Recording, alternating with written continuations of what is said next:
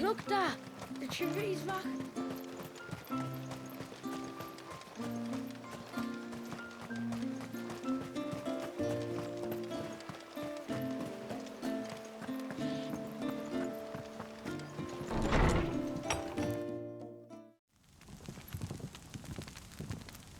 To understand the spell which binds Walyas, you must first know who we are, and what drove my forebears to commit such an atrocity.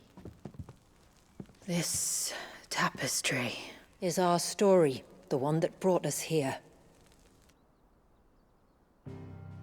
After generations of wandering, my people sought refuge in northeastern Storm, some 170 years ago.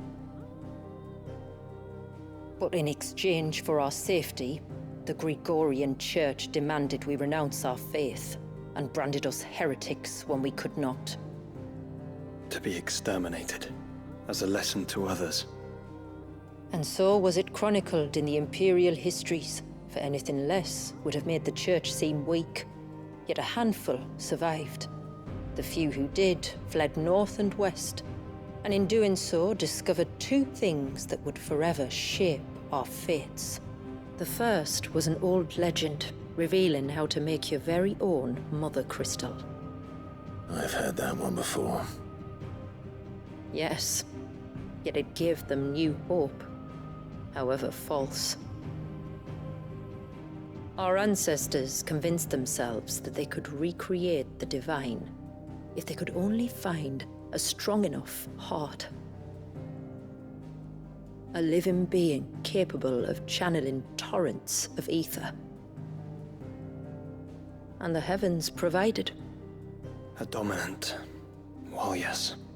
They'd stumbled across a nostrum in an ancient ruin, which they believed could provoke a sudden outpouring of a creature's ether. They meant to enrage his icon. Leviathan would have destroyed everything, had our people not made their second important discovery. A means to stop time itself. Where did they find that? The Northerners had no such magics, or they would have used them. When our ancestors first arrived, the land was uninhabited, save for an old witch who lived on the highest peak. Her body had been consumed by the curse, a cruel payment for her long years of service to the Northern Thanes. So desperate were they to prevent the fall of Drake's Eye, they'd forced her to devise a spell to stop time. But Drake's Eye did fall. It did. When she finally perfected the necessary magics, it was already too late. As punishment for her failure, the Thanes exiled her to this forsaken place to live out the few days she had left. Knowing her suffering, our ancestors cared for her as best they could, and in return, she gifted them her spell. That even though she should die, her legacy might live on.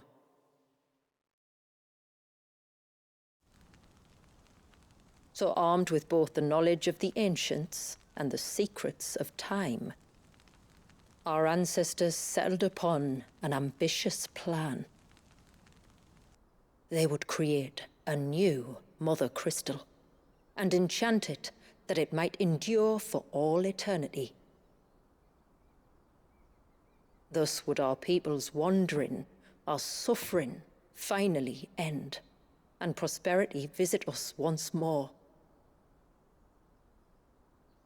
And all it would require was the sacrifice of a single child. A small price to pay, or so they believed. Another victim of man's blind reliance on the mother crystals. So we know the seal source. How do we break it and restore the flow of time? Do you recall the dome of light on top of the cliffs to the west? Inside lie the ruins of an old temple. It was there that the witch built the Vare, a conduit of sorts that channels her remaining ether into the surge. but it's been a long time since anyone set foot in the place. And now, there are others who claim it as their own. Then we shall go prepared for a fight. That said, it may be best if one of us stays behind. You think the village could be in danger? We saw the ether flow from Wallius in all directions, but only encountered a single familiar. There will be more. And should even one make its way here, I doubt the walls could hold it back for long. Then I shall stay. The Phoenix will see your people safe, tributary. You have my thanks. Very well. We should depart at once. I fear time may no longer be a luxury we can afford.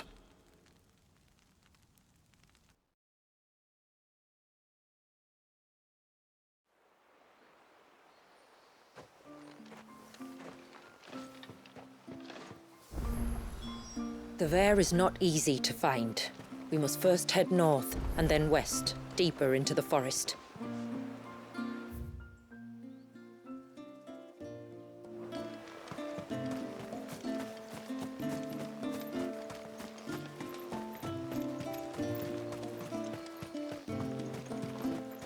Oh, I never should have let him go alone.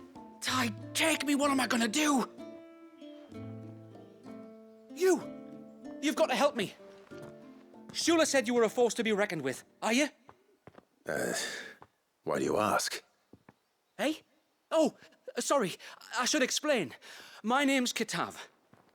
I'm worried about a friend of mine. He went into the forest and he hasn't come back. Would you help me find him? I can try. Tell me what I need to know.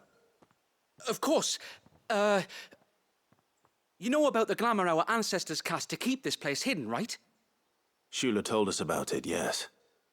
Right. So you know the cairns we use to maintain the spell? Well, it's me and my friend's job to maintain them. If it weren't for the likes of us, it would have faded years ago. So your friend went into the forest to visit one of these cairns? Aye, that's right. He said he was going down to Father's Fell. There are two cairns out that way, one by the banks of the Swift Run, and another near the Winged Wains, the, ships in the forest. All right. How will I know this friend of yours? His name's Nassef. He's about my height, but clean-shaven. If you could track him down and see that he's come to no harm, I'd be much obliged. I'll search the village, just in case anyone's seen him, and meet you back here. Very well.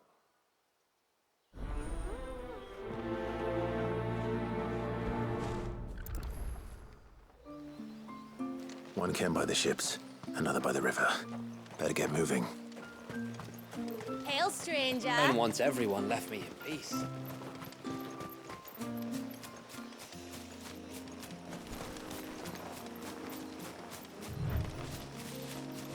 Before, we turned east at the shipwrecks to reach the coast. Now we must head in the opposite direction. Left it is, then.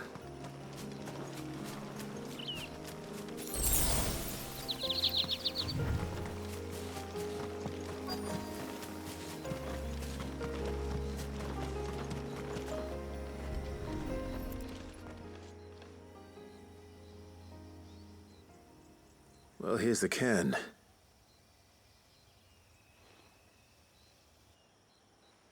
But no sign of Nassef. To the riverbank, then.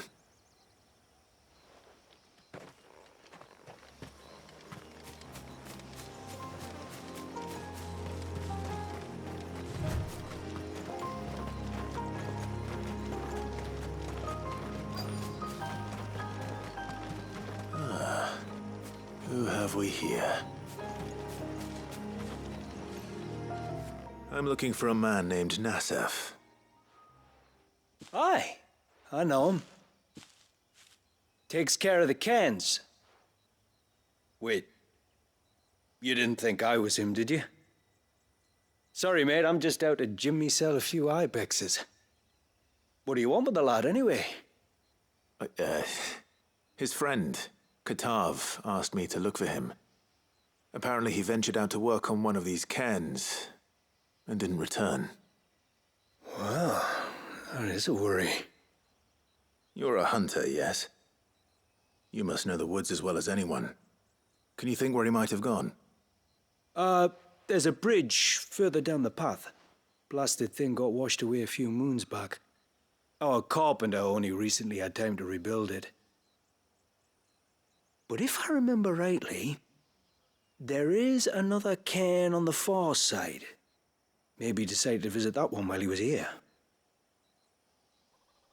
Maybe. It's worth a look, certainly. Thank you. Don't mention it. I'll keep an eye out too. Perhaps he just got delayed or something. Let's hope so.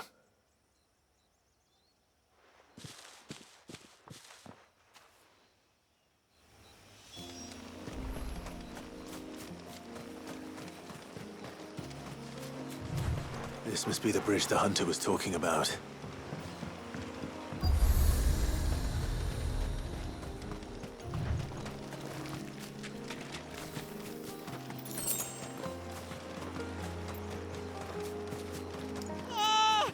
Stay away, damn you! Hold on!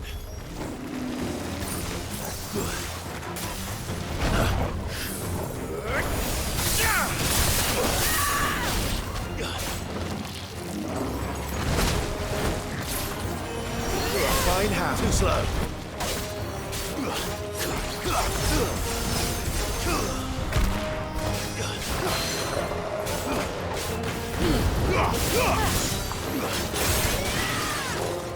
Nice try.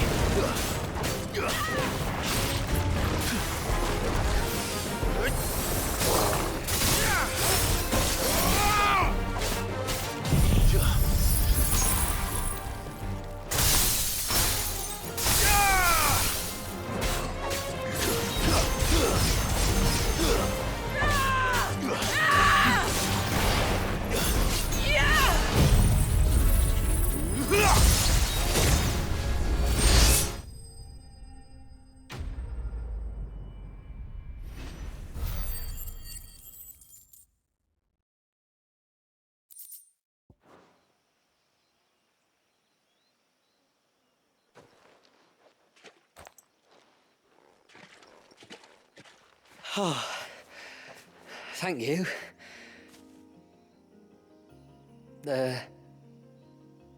I'm the tributary's guest. And you must be Nassef. I am? But how do you know that? Your friend Katav asked me to look for you when you didn't return. Ah, I'm sorry. I was so focused on attuning the cairn, I didn't see those creatures come until it was too late. How exactly do they work? Oh, there are crystals inside. They're what keeps the glamour going.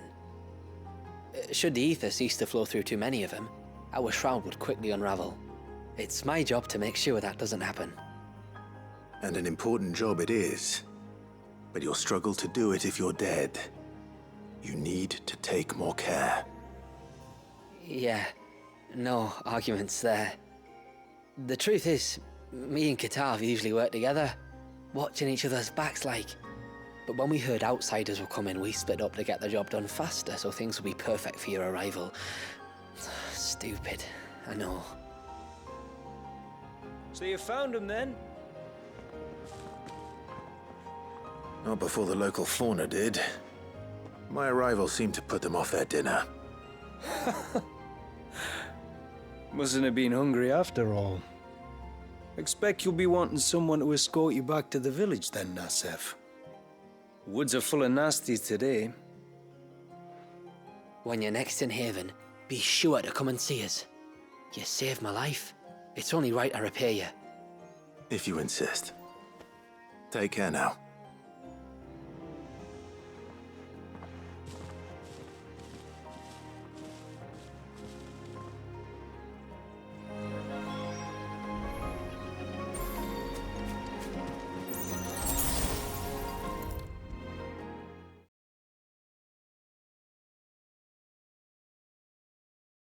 I thought I'd lost you. But you saw... Thank you. Nassef told me everything. If you hadn't got there when you did... Oh, it doesn't bear thinking about. All that matters is that you're safe. Far be it from me to tell you how to do your jobs, but don't go alone again. Or if we have to, maybe we should think about casting the glamour on ourselves to keep the wildlife from spotting us. It'd take its toll, of course, but it'd beat letting the cairns fall and having to weave the entire spell from scratch. Imagine if we had to do that. I'd rather not. We'd only succeed in adding 2 new piles of stone to the collection. Your bearers. That we are, thank the tides. The others can't attune to the crystals in the cairns the same way we can. I reckon this place would be doomed without us. So, you do this work for the good of your people? Not because... We're forced to. No. From what I've heard of the way things work on the outside, we were truly blessed that our rain fell here in Mysidia. Our people are few enough as it is. If we started turning on each other, kin against kin, over nothing but a stupid accident of birth, our days would be numbered. They would. Anyway, all's well that ends well, eh? Thanks to you, both of us lived to keep this place hidden another day.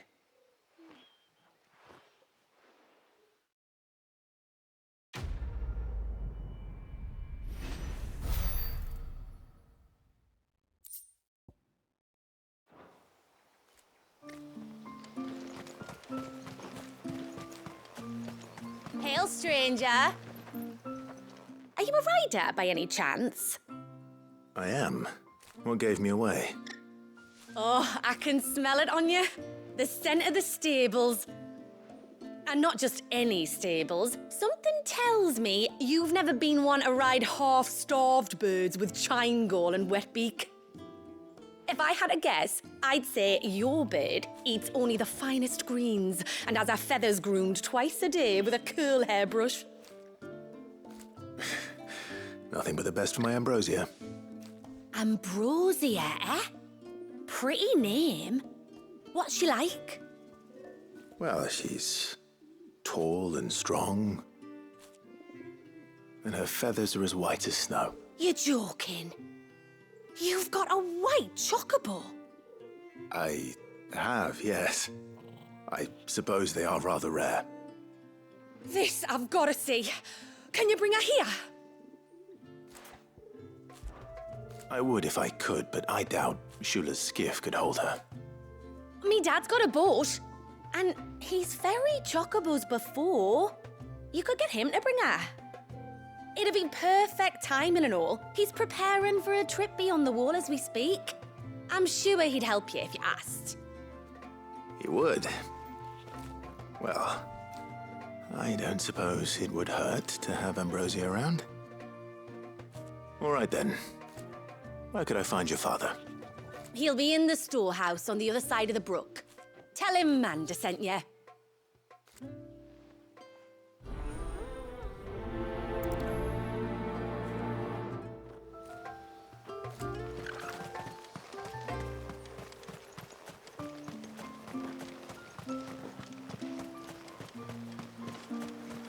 Bastard things.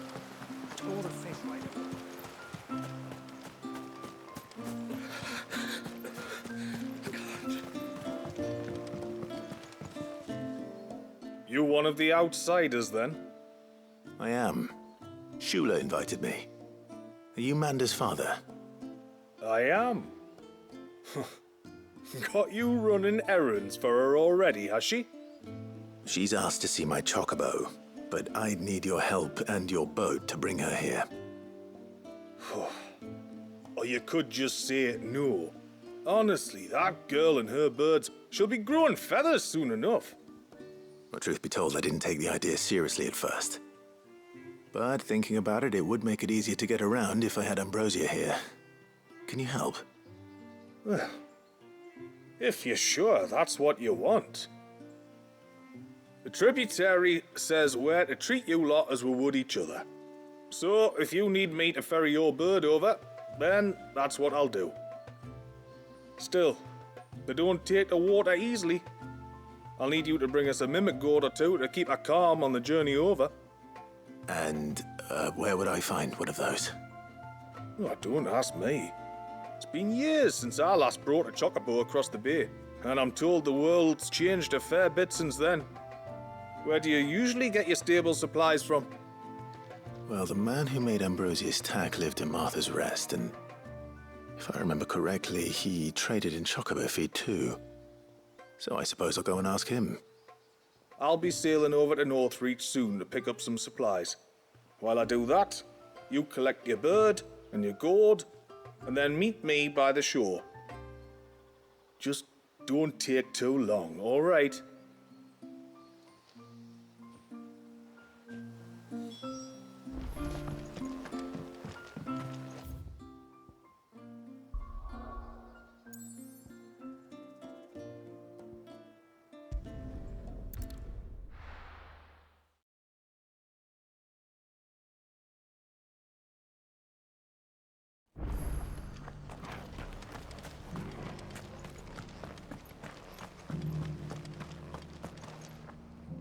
I remember you. You're the one who saved Whiteheart. How's the old girl doing? She's very well. Thank you. Oh, don't thank me. You're the one who saved her. Anyway, what brings you to the Rest today? I was hoping to purchase a Mimit gourd. And I thought you might be able to tell me where I could find one. Oh, reckon I could do better than that. Just so happens, I've got a whole carload of the blasted things. Not a buyer in sight. Really? Aye, you'd be doing me a favor taking a few off my hands before they turn to mush. But just be on the lookout for wild birds, eh? Don't want them chasing after you like they did me. I will. And thank you. Oh, you're very welcome. Any friend of Whiteheart is a friend of mine. And in times like these, friends have got to stick together. We certainly do. To Northreach, then. Wouldn't want to keep Mander's father waiting.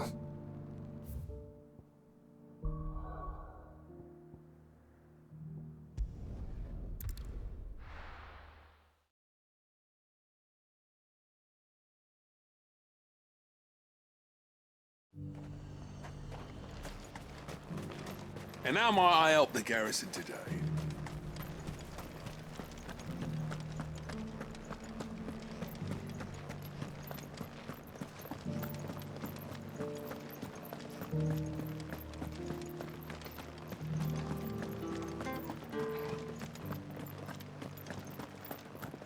I haven't seen any of those beastly blue-eyed...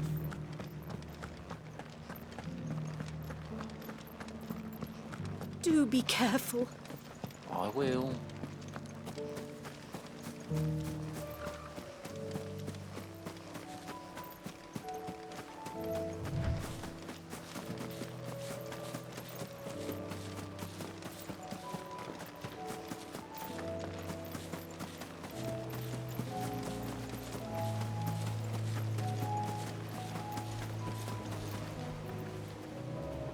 Ah, there you are.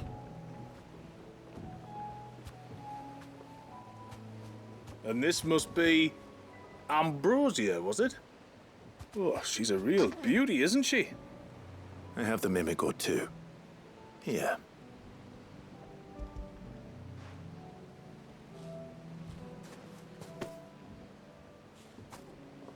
Thank you kindly. Soon as she's gobbled this up, we'll set sail. We're going to take a little trip across the bay now, Ambrosia. Don't worry. You'll be all right.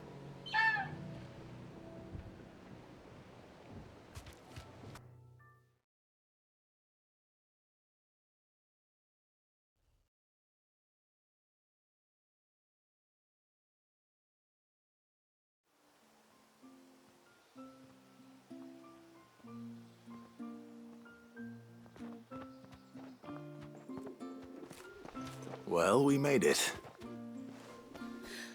You didn't all? She is as white as snow. You're beautiful, aren't you, girl? Brave, too. She was calm as you like on the journey over. The Mimic gourd will have played its part, of course, but passing through the walls enough to spook most birds even then. Not this one, though. Ambrosia's been through a lot. I doubt there's much that could unnerve her now. Not with a beloved master by her side. No. It's you who looks after me, isn't it, girl? Anyway, thanks for bringing her here. I hope I can breed a bird like her someday. And if you and Ambrosia need ferrying back to Northreach, you only need say the word. Thank you. But I think we might explore Mysidia together. What do you say, Ambrosia?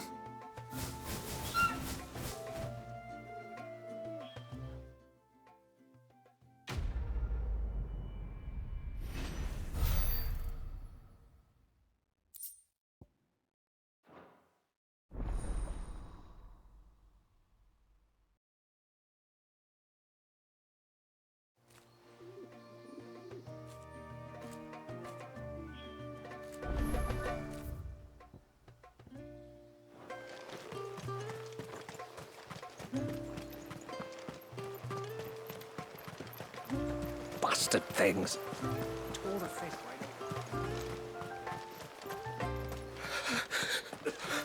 I can't. Just try to breathe. That's it. Is everything all right? Ah, you're the outsider. I'm Fanit, healer by trade. And this is Talor, one of my patients. He took ill not long after you arrived. Nothing too serious, I hope. I hope so too, but... But? This affliction, it's like nothing I've ever seen before. He complains of feeling chilled to the bone, but there's no fever to go with it. And my most powerful antalgic hasn't done a thing to ease the pain in his chest. I'm starting to wonder if his condition might require a different kind of treatment altogether. Shula said that you were here to help us. You couldn't help me, could you? I'd be happy to. If I can. You can, don't worry. All I need you to do is speak to Talor's son, Pavat, over at the forge, and ask if he knows what his father was up to before he came down sick. Something must have caused this, and I want to find out what. The trouble is, Talor's too weak to speak, and I can't leave his side for long. So while you talk to Pavat, I'll pay his wife word a quick visit, just in case she knows anything. All right.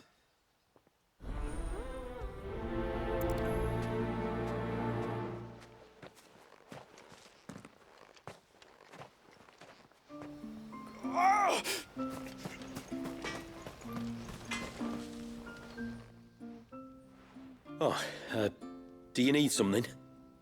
I do, though not from the forge. Fanit asked me to speak with you. She's looking into the cause of your father's illness and wondered if you could shed any light on the matter. I see. Sorry. She shouldn't have dragged you into this. It's no trouble, really. Tell me, did your father do anything out of the ordinary before he fell ill? Not that I know of. But then I hardly see him. He's always out and about, like. Well, at least he was. Suppose he might have been a bit more fidgety than usual, but apart from that... When you say out and about, where does he usually go? Just round the village. Wanders over to Blazia's place most days. He's a fisher who lives on the other side of the fount. They're old friends. Maybe he knows something I don't. Maybe. I'll go and speak with him.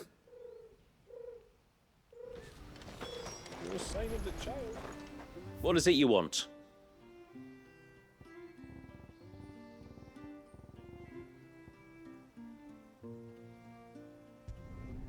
Flawless.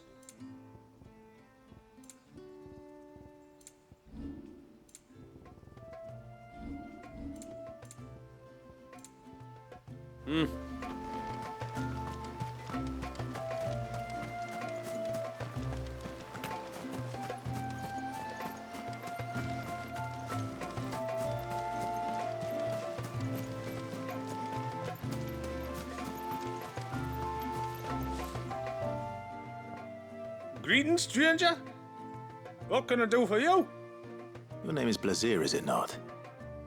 Pavard tells me you're a friend of his father's, and that the two of you may have spent some time together prior to his illness. His illness? Talor's never been ill a day in his life. I don't know why he'd start now. Oh, Fanny doesn't know either.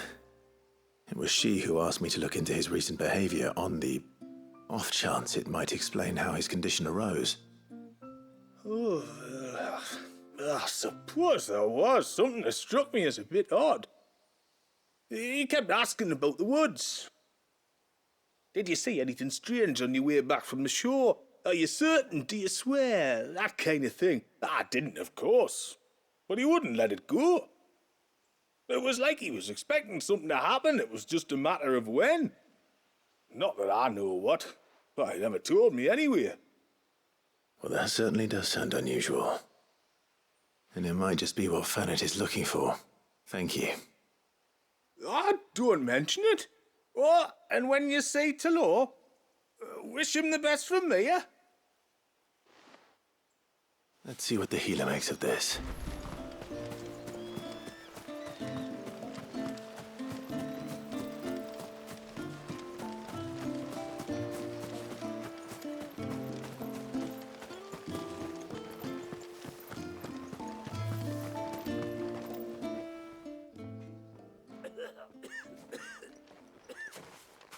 I spoke with Werder, but she couldn't tell me anything.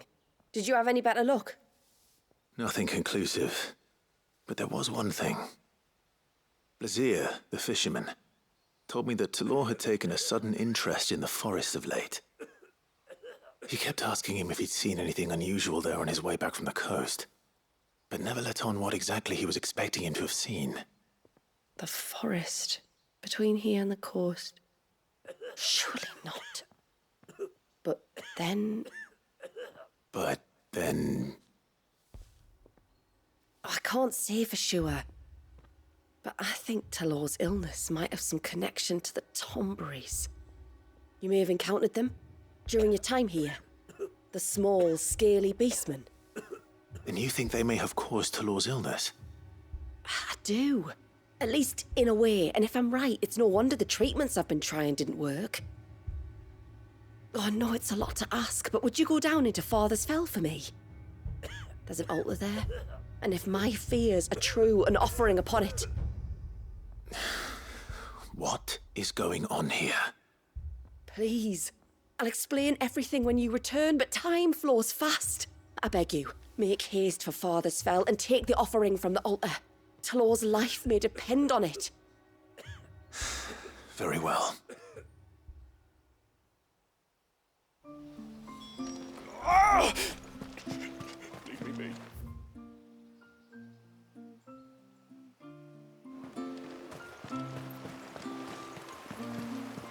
Bastard things.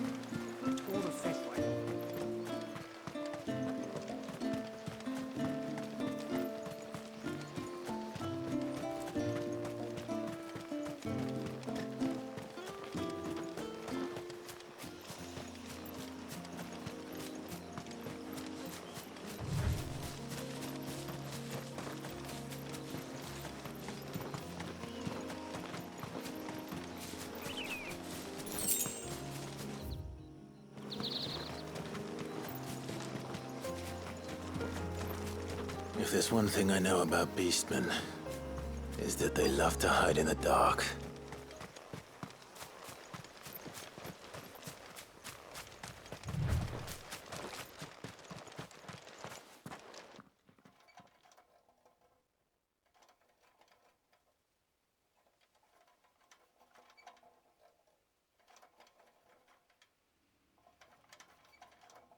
What are they up to? Some sort of ritual.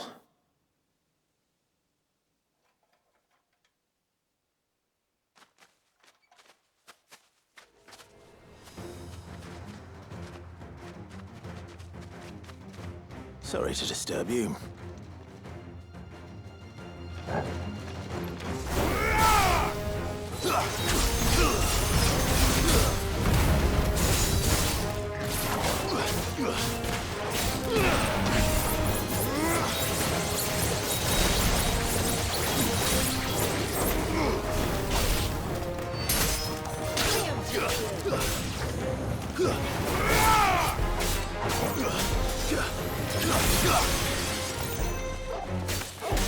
Farewell.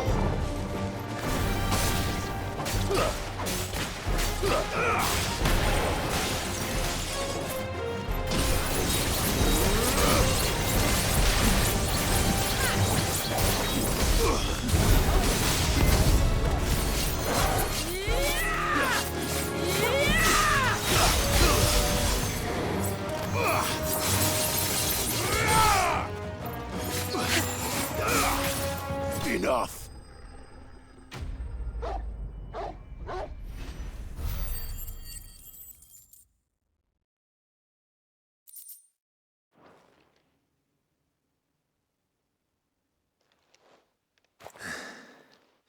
Let's see what's on this altar then.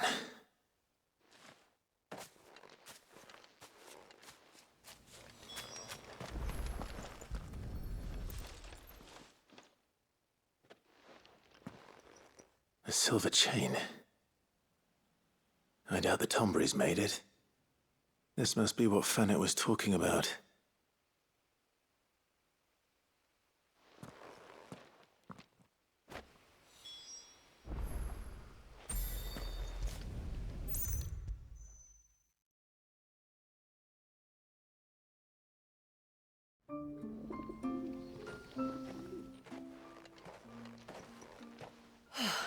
You're back. Well, did you find anything? I did. This silver chain. I knew it. Well, I'm still none the wiser. Forgive me. This chain. It's a Gregorian Maternoster. Worn by men of the faith. What's it doing here? And why would the Tomberries be praying to it? To understand that, you need to understand what the Tomberries are. They feed on hatred and suffering. And some say that if you render them an offering, some token of grievance against your fellow man, they will put a curse upon him. So you think someone's put a Tomberry curse on Talor? I can't say for sure. Truth be told, I always assumed it was an old wives' tale. But given his fear of the forest and the presence of the chain on the altar, I don't know what else to think.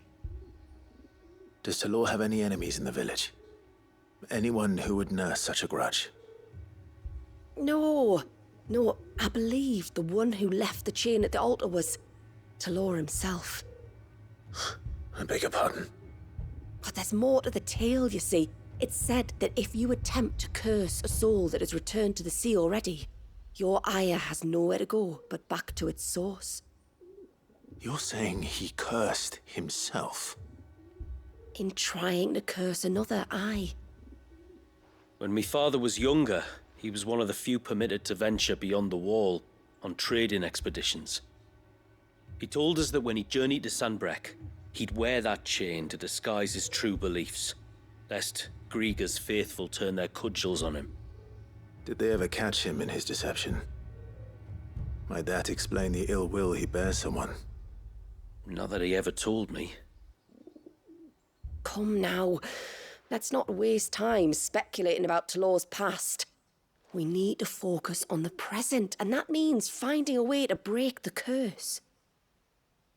All right. If there's anything I can do to help, let me know. Thank you. I shall. Aye, and thanks for going to all this trouble. Here, it's not much, but I want you to have this. We call it an adder stone. It's a gatherer's charm. Reacts to certain rare minerals we use in crafting. Makes them ring out like a bell, stuff you'd have no chance of spotting otherwise. If you find anything, see that you bring it back to me. I can make you some decent gear with it. If you're interested, like.